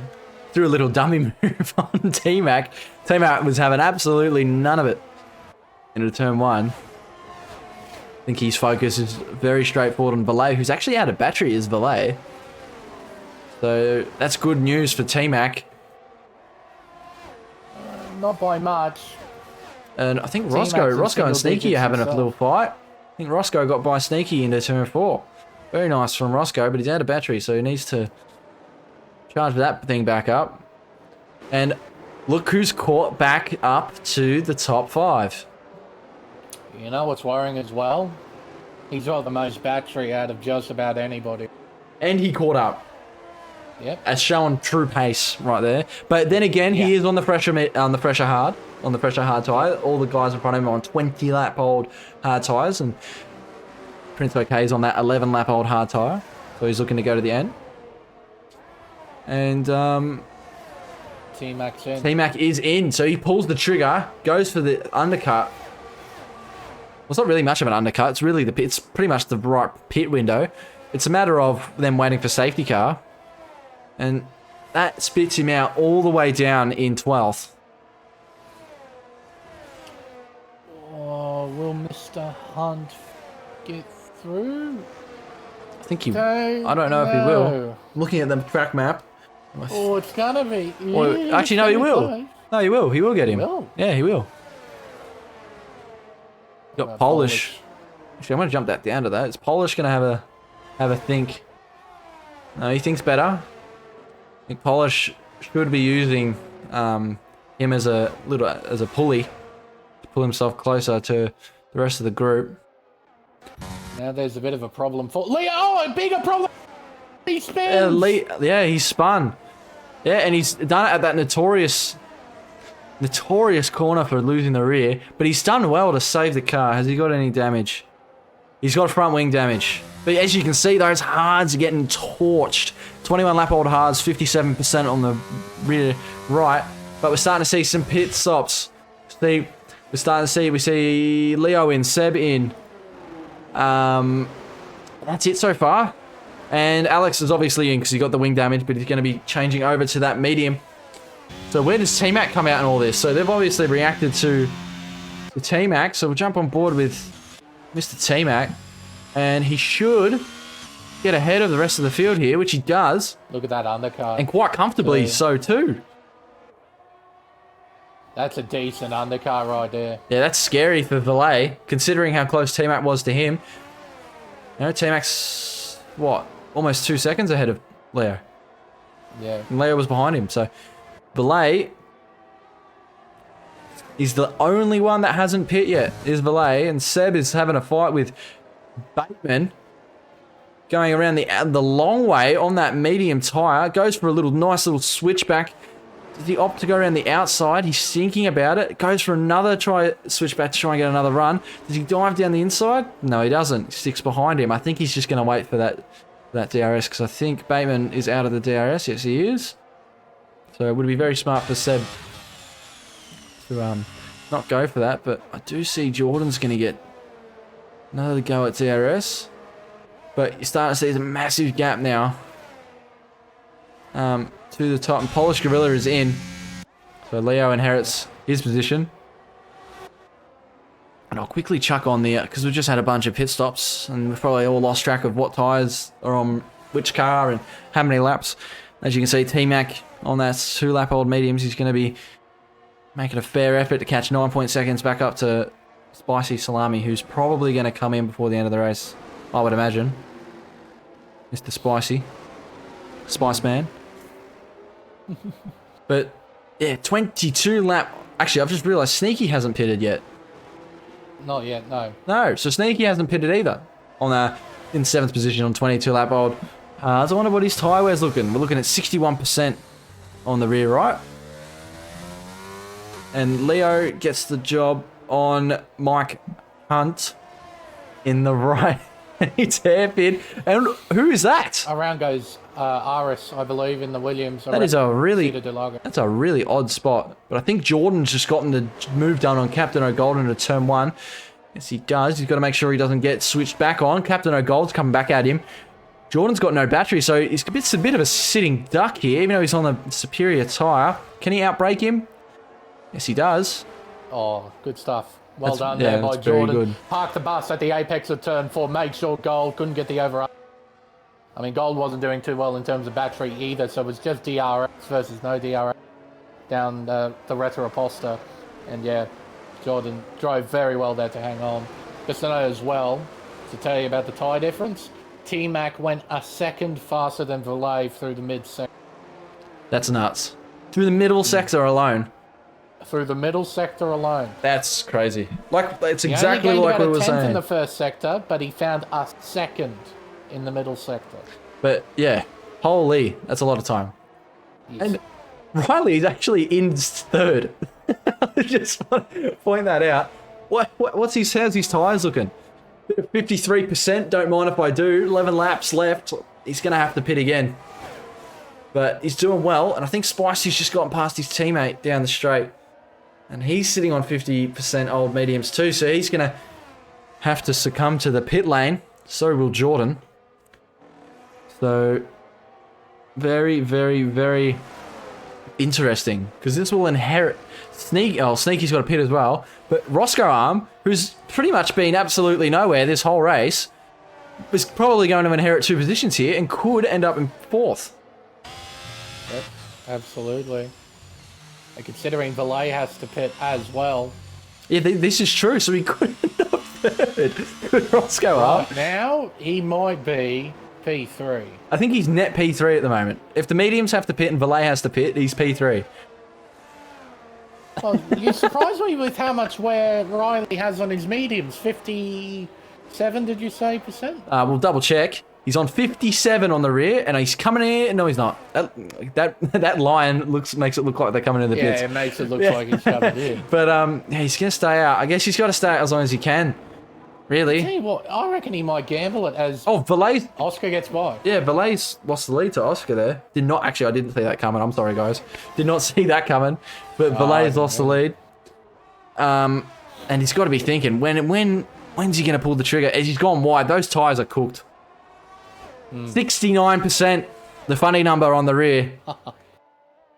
And he's struggling at the moment as Valet. And he's losing time to Riley. And he's losing time to T-Mac, who was his direct rival. T-Mac's actually gained about 4 seconds to the car in front of him across the last 3 laps, I think. So, doing about a second and a bit of lap. Here's T-Mac. He's putting in the hard yards. But if those 4 drivers ahead of him pit, T-Mac goes to P5. And I tell you what, he's done... He deserves a lot higher than that, I can tell you that for a fact today. He's been a very, very valiant driver as T-Mac. Definitely had the best starts out of anybody. Yeah, absolutely. Valet's in. So Valet's finally in. 25 lap old hards. What did they get to? They got to 71% on the rear. Did those hards. But we'll see what happens here. So Roscoe inherits that P5. And he goes to Sauce. That is an interesting call from Valet. Guess he's saying screw it. Yeah, he's saying stuff it. I want to send it. Yep. But how far behind is he coming out behind T-Mac? Like 10 seconds behind T-Mac. It's a lot of time just so you can run some softs to the end. Yeah, that's right. Lost a metric ton's worth of track position. Got to work real hard. And those tyres, they still got to do 10 laps, so they're not going to feel great by the end of it. That's for sure. Yep, absolutely right. And as a matter of fact, well, I would assume that these guys are still yet to pit. You know, your Spicy, Jordan, and Riley are probably going to opt for that soft as well. It's just a matter of when. Riley's in. Well, there you go. Speak into existence. And Jordan's in. Jordan's in too. Do we see Spicy come in? No, he stays out. Negative. So Roscoe inherits P3. I'm telling you, he's been absolutely nowhere this whole race. I swear. Yeah. And he's just minding his own business and keeping it clean, and he ends up in that third position. And It's amazing how Roscoe can just do that spontaneously. it's Scotty-esque. He battles hard in the midfield. He just, he toils away. And a few things go in his favour, and suddenly he's in the top 5. He just does it. Absolutely. What he does. And it's been an absolute mega strategy call from the Prince OK camp, must say. Definitely pitting and risking, the double medium stint to go for the hard tyre. Like I said, was probably a no-brainer for the medium runner, but very lucky no safety cars have come out to impede that strategy just yet. But I do believe if another safety car does come out, he has plenty of time to pit. So he is 6.4 seconds ahead of Captain O'Gold, who's also been running a very, very nice and tidy race. He had a bit of a biff with who was it? Sneaky, wasn't it? Earlier on in the race, I think it was. But Spicy's in. So Spicy's finally come in, and I think Valet's going to get the job done here on Seb into turn 1. He's got that DRS with that soft tyre, so he should be able to get a very, very nice run through the start of that sector, and he's up into P6. And T-Max back into P4, and he's 4.9 seconds away from Roscoe. Can he chase him down? You got 8 laps, including this You got to one. remember as well, Roscoe's tyres, they're going to get pretty shot up towards the end. Does have a slight thing in his favour in the form of DRS because he's got Captain O'Gold in front of him. Oh, the gap increases to 9/10, but he's been staying within a second for a while. You'll be able to get that boost down the straights, but yeah, through the middle part of the lap, he's going to be losing a fair chunk of time. So Yeah, absolutely. it'll be interesting to see the dynamic between the two Ferraris. He's going to be losing bucket loads of time, and I reckon he's just lost, I think, about 7/10 through that middle sector, that lap. Leo's not too far behind T-Mac either. 1.5 seconds. We might have a few different cars battling it out for those podium places. Bit like real life at the moment. Max Verstappen ahead by a shitload, and we're all fighting for P2. Yeah, and if this were rigged, Mercedes fans will be screaming in Twitter saying it's all rigged because the car brought out the safety car was his teammate in a Red Bull. So, this is pretty accurate, actually. Yeah, pretty accurate race, except Mercedes is actually nowhere like usual. So yeah, I'm kidding. But I think we see Bags get the move done on Bait into turn 4. Very nice tidy move. We're starting to see the penalties rack up. Chuck it off the tyre. We'll have a look at I think where are we? So we've got a lot of 3-second pens. So you got your Riley, Bags, Bait, Mr. Michael Hunt, Alex, Spicy, and Aris all with those pens. Oh, no way, Jordan. Around the outside. This is going to get tied into the hairpin. Yeah, no, they sorted out. Well done. Very tight line. Says, I'll be having that. And moving on. Thank you very much. Yes, very, very nice. But I tell you what, Roscoe is getting close. He's actually getting close to the back of Captain O'Gold here. If they start fighting, this is music to T-Mac's ears. 3.3 seconds now. I reckon he might catch him, actually. I reckon he might get him 2 laps to go. Mark my words. Lap 35, at the start of lap 35, I reckon T-Mac's going to be on the back of Roscoe. Or within DRS. Oh, hello. Riley round the outside of Seb, so that's P7 now for Riley. Yep, on that soft tyre. I don't know what that weave was from him just then, but he He's trying to, make that as big 3-second gap as he can. As speaking of 3 seconds, Sneaky gets his another 3-second pen for him. And Riley's just pushing and soldiering on. And I tell you what, considering from where he was at the start of this race, he's clawed his way back. And like we said earlier with Luke, he pitted twice after his incident. So that's why he's so far down the field. But he showed very good pace early on, especially in the sprint as well, did Luke. Yeah, absolutely. You got to give raps to the kid coming back through the field like this. I mean, again, considering what happened to him beginning of the race, considering the strategy he's sort of been forced onto, considering the competitiveness of the field, the fact that he's in the top, got to give credit to him. Yeah, absolutely. Well. That's Spicy fighting Alex. It is. So Spicy gets the move done on Alex into turn 1. And I wish I could be on a PC. I could just press a button and it would just go straight to that person. But I think Alex is going to come back at him. Goes very late to the right. And he does too. The side-by-side through turn 4. And I'll tell you what, Alex is putting up a very good fight here against Spicy. And his teammate, Sneaky, sitting just behind. Yes, might get a little scrap.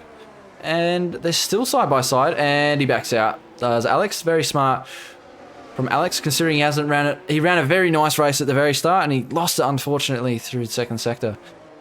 Did Alex. Yeah, so just lost the back end, put it into the grass. Down in 14th position. Yeah, he's fighting his way back. Find the margins, make it like this. Hey, guess what? 1.8 seconds, Lane. Yep. He's coming, I'm telling you, he's coming. And so is Jordan. Jordan's burning every last ounce of battery. He's on 0% is Jordan, going down the outside of Bateman into turn 1, choking the track of Bateman, and he gets the job done. I'm pretty sure he'll get the DRS from the car in front. But he's got to make sure Bateman doesn't come back at him. But I think Jordan's got some straight line speed in his back pocket. So he's able to maintain that 10th position. And he will inherit 9th if he doesn't get past Bags. But Riley's catching Valet. And he needs to put 3 seconds on him. But I think the major story at the moment is G-Force, Leo, and T-Mac. I think that he's got DRS. He's going to have DRS here. Is T-Mac with 3 laps to go. I called it. Too late.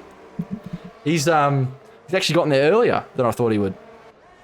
As T-Mac. In fairness, he hasn't got by yet. 2 laps to make your prediction true. Oh yeah, So... I actually don't think Leo... Did Leo get DRS? He didn't. Leo actually didn't get DRS. What? Yeah, he didn't get it. And I swear, I could have sworn he was in the detection point. He's massively within a second. He's good by 3/10. The game's I said, nah, screw it. I think Spicy just got past Mr. Michael down the straight. Mr. Michael Hunt. So, and Jordan's got past Bags as well. So they're fighting. Jordan goes around the outside of Bags. He actually had him before DRS. And used the DRS to cement his overtake. But this is the fight that we're looking at now. We've got 3 laps to go. From 2nd to 5th, all within a second of each other, all fighting to get on the podium. Captain O'Gold and Roscoe both on old hards. T-Mac on probably decently used mediums, and G-Force Lair on the soft. We can actually quickly look at the tyre wear of each driver. So T-Mac's on 44% on his mediums, 46 actually on the front right. As they're squabbling for position a little bit. Roscoe's getting a bit keen. Leo's sitting at 45 on his softs. Roscoe's at 64 on his rear on the hard. And Captain O'Gold's not much. He's actually worse. 66% on the rear. So they will get to the end. It's a matter of who's going to finish in this podium. T-Mac working hard. Doesn't have the straight line speed advantage, of course, because his teammate in DR. So he needs to try and find a way through, I think, through this mid-sector. You'll have the outright grip advantage, or... That was tight. Actually, sorry, I think Leo's on the medium. My bad. I said he was on the soft. He's on the medium. That is my bad. So Leo's on the medium. So we got 2 worn mediums against 2 very worn hards. So I do believe it is in T-Mac and G-Force Leo's favour, but This is the second last lap. They've got to go for it this last lap, and I think everyone's out of battery. And he's had a massive snap, has T-Mac. That's compromised his run. Arises then for Leo. He's got momentum. He's got the slipstream. Doesn't have battery. T-Mac knows it. Covers the inside. Heading into the centre as for the final time. Oh, and he just keeps the position. Covered him, well done. Very nice racing there between those two. But this is all that is doing is helping Roscoe maintain P3. But I don't think Roscoe's got enough juice to get past Captain O'Gold. He's run a very nice race up into P2. Just brilliant stuff. Yeah, no, very tidy driving. Oh, Riley gets we haven't talked about a hell of a... No, we haven't. But the guy at the front of this Oh, he's got a very nice run. Oh, he was thinking about sending it with T-Mac into turn 8. Got a very, very nice run on his teammate tonight, Roscoe. But like you said, we haven't seen it. As Leo's gone around the outside, he's opting it at turn 10. He's still got his nose in there. T-Mac gets a better traction run. Out in front. Out in front, we've got Prince OK. He's going to take the win. 9.9 seconds, but I can't take my eyes off T-Mac here because it's going to be an absolute dash to the line. But I think Roscoe's done enough. And he has. And Roscoe gets your P3. Captain O'Gold P2. Oscar King. What a race from you, my friend. Max Verstappen-esque. I mean, I guess the safety car has helped you, but tell you what, that doesn't take away from the amazing run that he had up in the lead. Good strategy. And there was very unfortunate terms of events for the likes of Sire Luke and FBR Riley.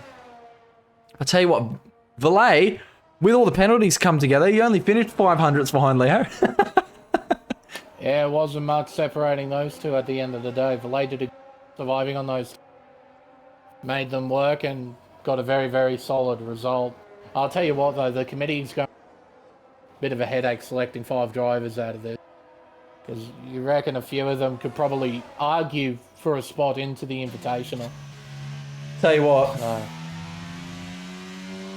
I've got some drivers in mind that I've seen throughout tonight that I'm pretty sure may get through, but obviously I don't think I'm the judge. I don't think we get a say. I don't know. Slimmer didn't really update me on that, but we watched the whole race, and I tell you what, it was very exciting. I must say, for a 50% race at Brazil, that was very, very exciting. And you have your winner here, Prince OK, and I believe that's his first win without line. Don't quote me on that, though. I think that's his first no assist win. Credit to him.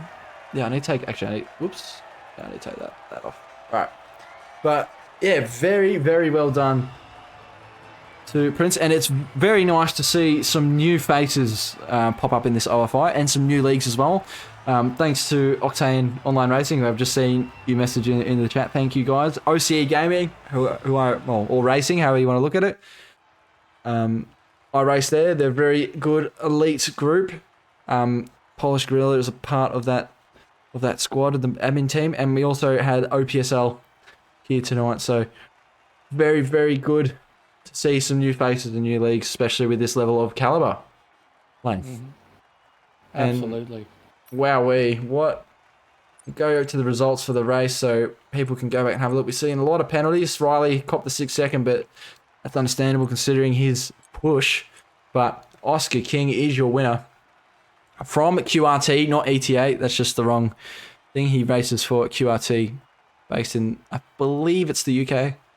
Captain O'Gold, who's for someone in the chat said it's his first race in a while, and he gets P2. So tell you what, he's done very well from P10. And Roscoe P15 to 3rd, just like the other week. Didn't even think he was going to be there, and you know what? He got there. But very, very great showing from everybody here today. Saw some very interesting racing. But let's try and sort out getting some of these blokes in here.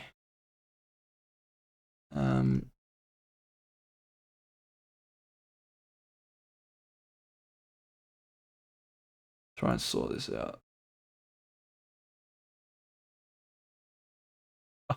What the hell?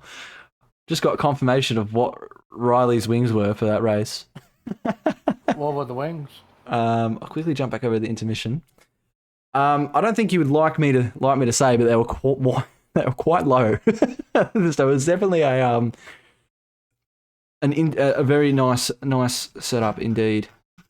Must have been then, because If he gets through, I don't want people to know what he's running, because then. Yeah, I get you. But let's see what we can do. I would have thought he'd be running higher, flying, because usually that's how it works. Yeah. So they're actually in the green room. So we're gonna go jump in there because they've already sorted themselves out for us. So we'll move across to the event 3 green room. Jump in with the boys. I'll wait for you to get in there. All right. Oh man, I'm shaking so much right now. You are live. You are live with the speaking, Captain. Oh, this is sorry, like the cool down room. It's like the cool down room on F1 where they're sitting in there and you guys are just chatting while we're waiting. But holy hell, guys, what a performance! Not only from just you three, but from everybody else. And I guess we start with third, who I tell you what, I reckon you were $150, and I believe it yourself in saying this because I spoke to you the other day to get anywhere near the top 5, and you've managed to get third. Roscoe, well done, mate. What a race. I know. It's unreal. I didn't even know what to say, really. It's definitely was not expecting that. Obviously, trying a different strategy compared to everyone else. Safety car sort of played out the way I would have liked it, well, for majority of the guys on the mediums. And, just took advantage of it and, salvaged the podium somehow. Mate, it's unreal.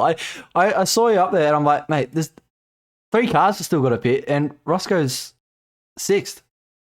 I'm like, yeah, didn't expect that. I think I felt at the time. I was like, come on, guys, pit. I don't think you could get to the end on your tyres, pit. And considering the caliber of the field tonight and where you sit in relative position to them, you being a no assist runner, obviously this plays into your advantage. How did you feel tonight racing against some of the people who have never actually run assist before, and there are some other people that you've never ever raced against on crossplay? How did that make you feel? Yeah, it's something different to say the least. Like obviously, there's probably a few guys that are still getting used to the no assists sort of thing, but yes, I mean some of the racecraft you might say was a little bit questionable in some parts of the races, but I mean overall I think it was pretty clean all the way through. So can't complain, and obviously put the pressure on Captain O'Gold at the end there, but he just had enough at the end there. And obviously Oscar, he's Prince, we know he's probably one of the quick guys around. I'm surprised he didn't get a spot in the original 15, but GG's to him on the win. He was the dominant one today. Yeah, he most certainly was.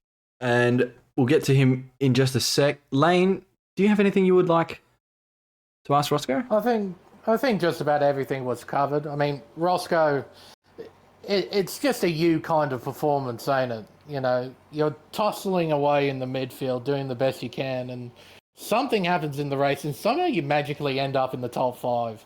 Because, poof, there you are, out of nowhere. But, no, your survivability instincts are mega, man. So, congratulations on the top 3. Thank you. Yeah, it definitely was going to be a tough challenge towards the end on the hards. I think I might have got them in the, 70s, mid-70s. It would have been pretty close to. But yeah, we were tracking it. T-Mac and Leo were definitely charging at the end. I thought, oh, geez, I'm in trouble here. But just managed to hold on enough. And obviously with the DRS from Captain O'Gold, it probably helped me in the end. So, yeah, I'll take a P3. I probably should say also an apologies to Bates. There was a little contact between me and him, which unfortunately caused him to spin out. I think it was probably after the first safety car. So, yeah, apologies for him. That was definitely not intentional, but, my reactions, it happens all so quickly. Everyone sort of slowed up a lot sooner than I expected. But, and then obviously we made contact. But, yeah, that's just the way it's unfortunately it goes. So, I mean, if I have to cop a pen, I'll cop one. But, yeah, here's what it is. Well done. Congratulations on P3. And we'll see what the adjudicators want to do. We'll see if they deem your performance, what's the word? Worthy enough. Worthy. Yeah, worthy enough of getting yourself in that top 5 split for the race next week. Good luck, and thank you for competing in the OFI, Roscoe. Cheers, guys. Appreciate it. And thank you, too, as well, for doing the comms as well. Really appreciate it. Oh, always. Always, mate. We love it. We love it here. To be honest, if I wasn't doing the comms, I probably would have had to try myself in tonight, but I hate the game, so I decided not to. Anyway, moving on. Captain O'Gold. Now, I don't know much about you. Coming over from, is it PC? Yes, coming over PC, yes. Yeah, from PC. And somebody in the chat earlier said you haven't done much racing, and for you to come back into a P2, is that true?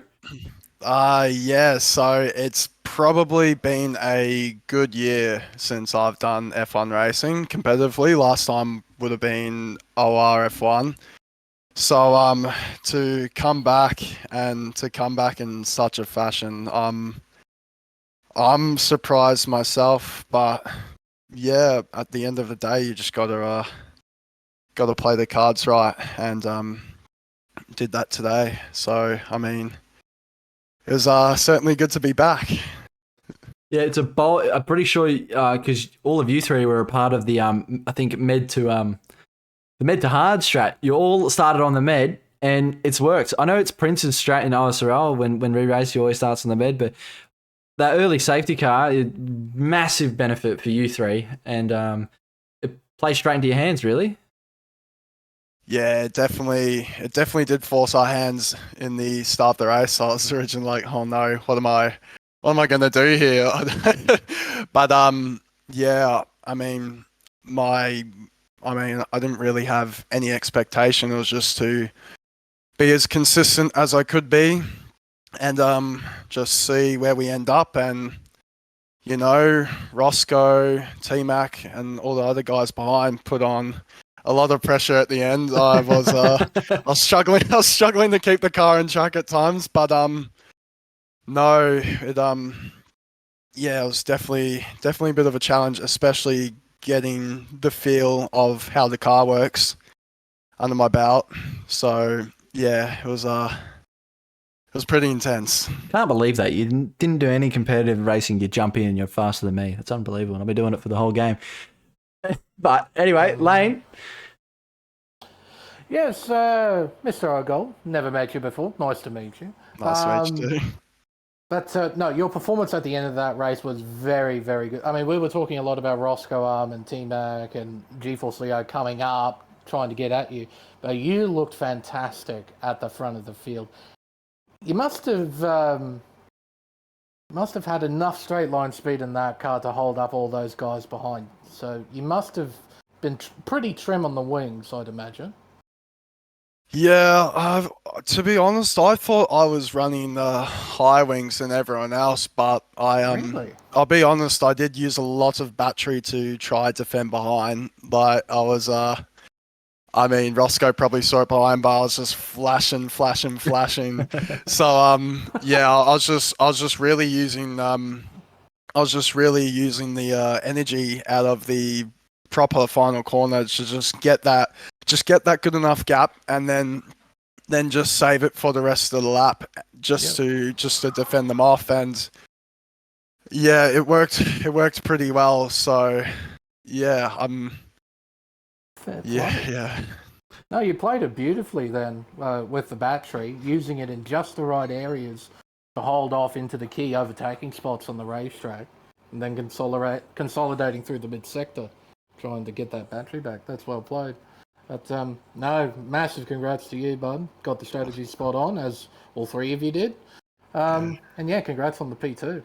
Yeah, sorry for the bad words. I didn't realise we're on stream so early. No, it's all good. No, it's all good. Apologies It's a for cool that. room. It's a cool down room. We need it to be called the cool down room. We need to just throw you in there, and then I'll just join in secretly, and then you guys can just start talking smack to each other for like a minute, and then I'll start talking. But no, congratulations on the P2, and good luck in the selection for the main race. And yeah, I hope to see more of you around in these OFIs. I tell you what, if you definitely played this game for the whole time, you'd be an absolute talent. And I can't believe you're that quick without that much, experience on the game. So well done to yourself, and good performance tonight. Yeah, thanks, guys. Really appreciate it. And to our race winner, Mr. Oscar King from QRT, not ETA. I don't know why you haven't changed your name yet. But well done on the win. Like I said to the other two, in the boat of starting on the meds and pitting on the hards, did you think you were on the right strategy at the time? Yeah, man, I had no doubt that the strategy was going to work out. And it is ETA, by the way. Oh, is it? Yeah, shout out to those boys. Oh, I thought you were still with QRT. Did you swap back? Yeah, that's that. Well, not back, but anyway. Anyway, we'll move on. Shout out to ET8 for supporting Prince OK. We will go back and we'll edit the whole thing and we'll bleep out any mention of QRT. I know that.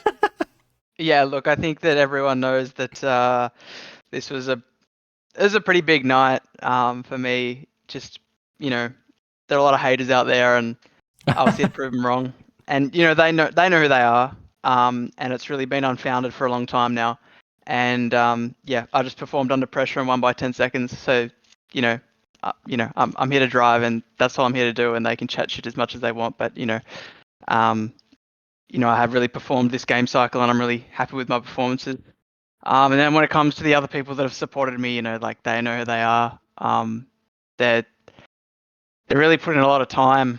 Shout out the underground. They really it's really great through all of this that I've had these people behind my back. And yeah, this performance is dedicated to them. Very well said. You tell you what, this is your first. I believe this is your first win with no assist, correct? It may well be. I have to think about it. May have. Well, I tell you what, it's probably the highest level of racing that you could possibly be in at this point in time, other than your PSGLs and your WRs and whatnot in this region, and to come out in the qualifier and be on top. Not only just on top, but by 10 seconds through a very nice pit strategy. And, you weren't the only one on that strategy. You had various other quick drivers also on that strategy. And to be able to outdo it to them by 10 seconds is a great feat. And I'm sure that it will be a massive talking point amongst the selection team. And I'll tell you what, you did prove those people wrong, because I also know who you're talking about. So I understand. But yeah, massive congratulations. We didn't get much of you on the stream as soon as you disappeared off into the distance, but before that, you put on a very nice show and very clean racing amongst the other competitors. So it was good to see from you. Yeah, thanks, boys. Thanks, Karma. Yeah, it was a big night. I knew that there'd be a lot of eyes, that wanted me to fail going into tonight, and that's it's disappointing to see, but I've had it all season. The whole game cycle, people have really given me a fair bit of shit, and I think a lot of people know who those people are. And this is for them as well. You can keep treating me like a joke, but ultimately you're gonna get beaten. Well, hopefully you get selected and you're able to do it all again next week. That's definitely the goal. Lane, you got anything you'd like to ask our race winner for our qualifier? Nothing off the top of my head. Prince, today that was a fantastic performance on your end, and the words that you've spoken about after the event, I don't know anything about, but it sounds like that this race meant a hell of a lot to you, as well as the result meaning a hell of a lot to you. So congrats, buddy, on the result. Thanks, man. Terrific out there today. Cheers, boys. And I guess there you have it. I don't know when we will find out about who gets selected. It may be before Friday. It will probably be after all the stewards' reports and whatnot. Probably be Saturday. Slammer, can I get confirmation on that if you're in the chat? But hopefully we find out before next week, where we will be back here on Wednesday, 7:30, joined by George Morgan, F1's esports commentator. So it's going to be an absolute delight. He's got a lot of tricks up his sleeve when it comes to commentating. He can definitely show me and Lane a few tricks if if he lets us in. But I'm pretty sure it will be him with Sandeezy. with either me or Lane on standby. So join back next week at 7:30, and we'll see you all there.